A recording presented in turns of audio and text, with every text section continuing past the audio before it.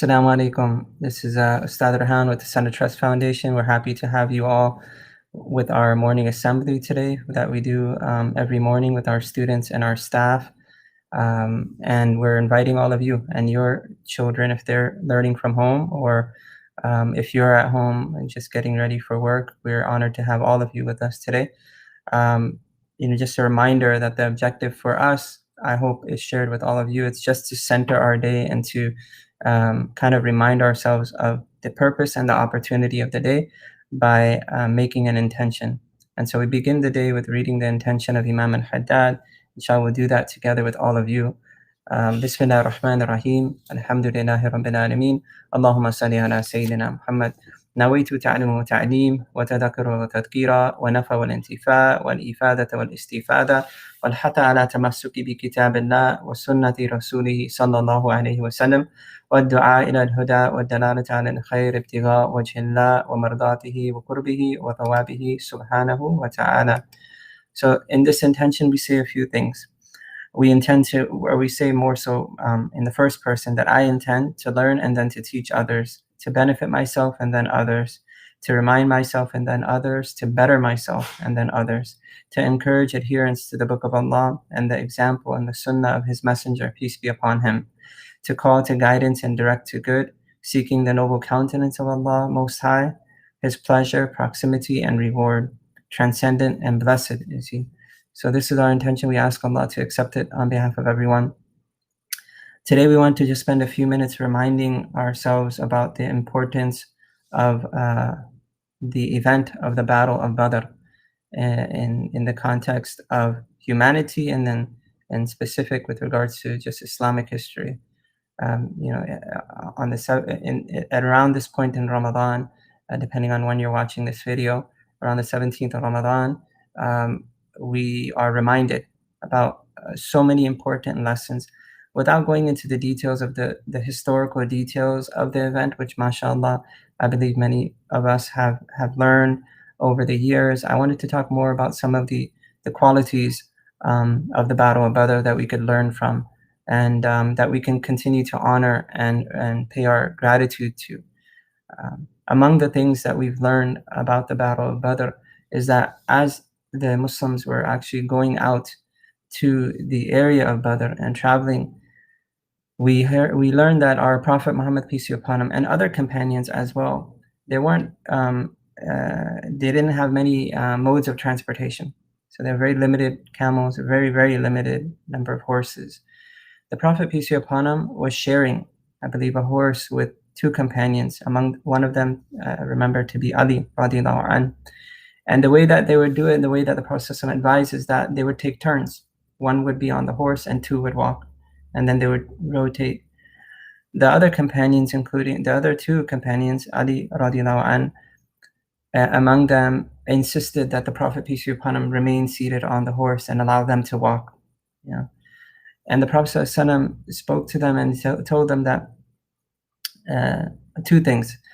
You're not any stronger than me, and in terms of that you can walk longer or further, and I'm not in any less need of reward than you, right? And it's just a beautiful thing, if you see the camaraderie among the Prophet and the Sahaba, you see the love that he had for his companions, and you see how everyone tells us how the Prophet would treat them in such a personable way, in such an affectionate way, in such a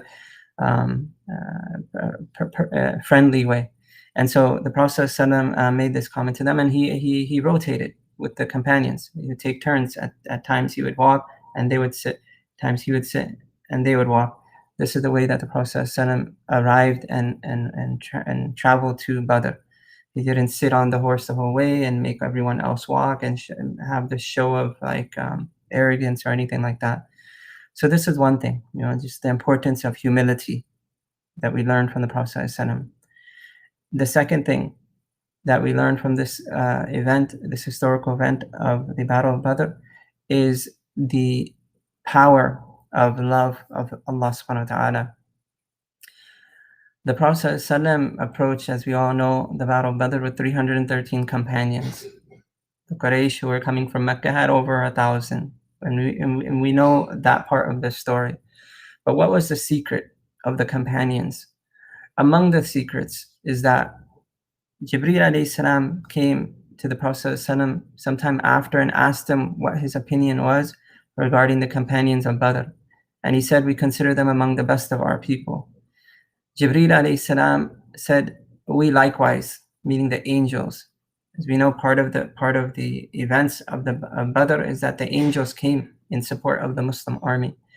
So Jibreel alayhi salam says to him in response, we also consider the angels who were on that day to be among the best among us. Now, why are they considered the best among us? There's also ayat that confirm the maqam of the people of Badr, the Sahaba of Badr. Allah be pleased with them. One of the secrets to their success and their tawfiq is the love that they had for Allah subhanahu wa ta'ala. So one of the things our teacher, Habib Umar, says that around this time in Ramadan, and this battle happened in Ramadan, around this time in Ramadan, where are we in relation to our love of Allah subhanahu wa ta'ala? It's a really important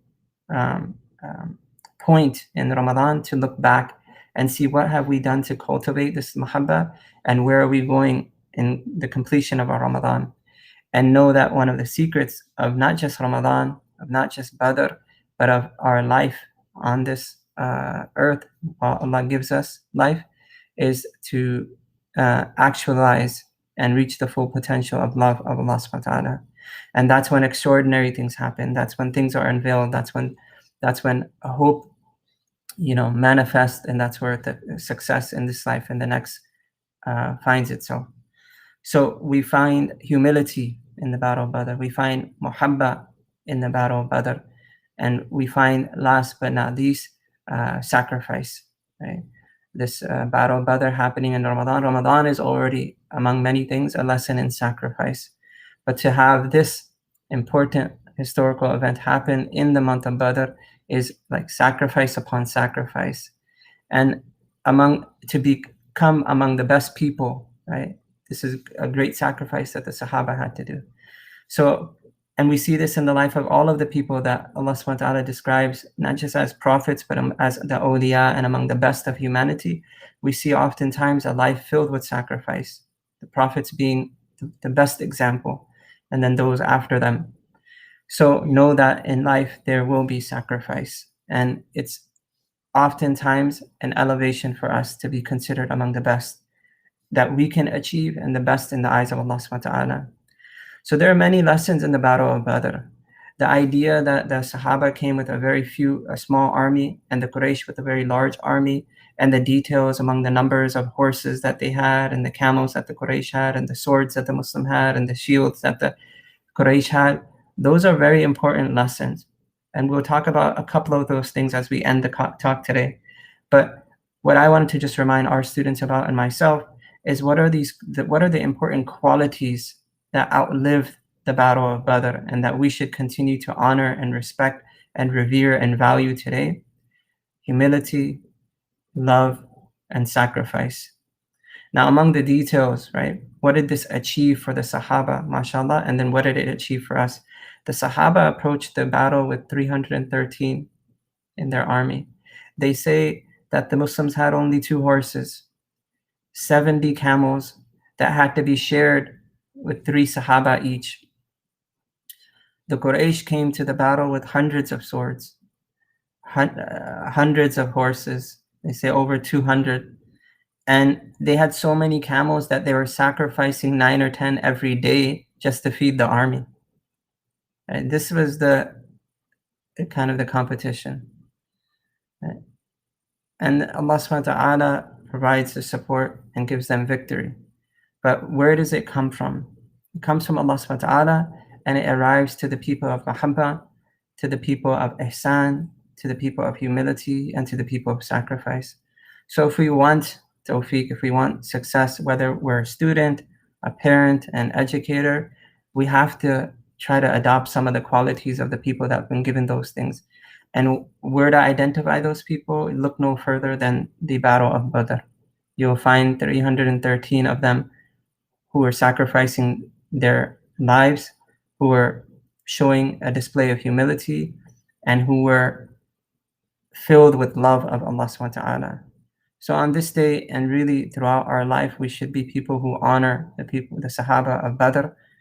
In terms of our history and our faith, we would have no faith if Islam died on that day. So it's important to honor our history so that we pay it forward and are a great example for our future. And it's an important example and an important lesson to offer to students because they will be, inshallah, the future of our ummah. And without the qualities of humility, sacrifice, and mahabbah, our ummah will be in a bad state. So we ask Allah subhanahu wa ta'ala to continue to honor and allow us to honor the people of Badr, Sahaba of Badr. And we ask Allah subhanahu wa ta'ala to allow us to embody the qualities of the Sahaba of Badr.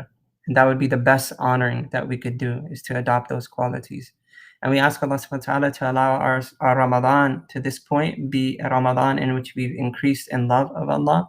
And as we approach the end of Ramadan, that we continue to increase not just in love, but all of the good qualities that we see in the people, in the Sahaba of Badr. May Allah give us tawfiq, keep us in your dua, keep our students in your dua, and we make dua for you and your family as well. May Allah increase you and elevate you and reward you. Assalamu alaikum wa rahmatullahi wa barakatuh.